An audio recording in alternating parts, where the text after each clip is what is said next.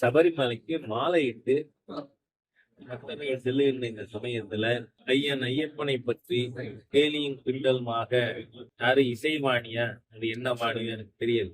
அத பிறவி ஹிந்து விரோதி சினிமா டைரக்டர் பேர் என்ன ரஞ்சித் போன்றவர்கள் பேசிட்டு இருக்காங்க. தமிழக காவல்துறை உடனடியா நடவடிக்கை உடனடியா. ஏன்னா ஒரு கஸ்தூரி பிடிக்கிறதுக்கு 2 ஸ்பெஷல் படையா எனக்கு தெரியல. போட்டவங்க தானே இந்த அரசாங்கம். அப்ப ஏன் இந்த இசை பாணியா என்னவோ வாணி அதை கைது பண்ண ஏன் நடவடிக்கை எடுக்கல? அப்படின்னா காவல்துறையே ஹிந்து விரோதமா இருக்கா அப்படிங்கிற சந்தேகம் வருது. அரசாங்கம் இந்து விரோதம் நமக்கு தெரியும். ஏன்னா இந்த மாநிலத்தினுடைய துணை முதலமைச்சர் சனாதன இந்து மதத்தை டெங்கு கொசு மாதிரியா மலேரியா கொசு மாதிரியா அழிக்கணும்னு பேசின ஒரு இந்து விரோதி தான். ஆனால் காவல்துறையும் அந்த மாதிரியா இருக்கான்னு தெரியல.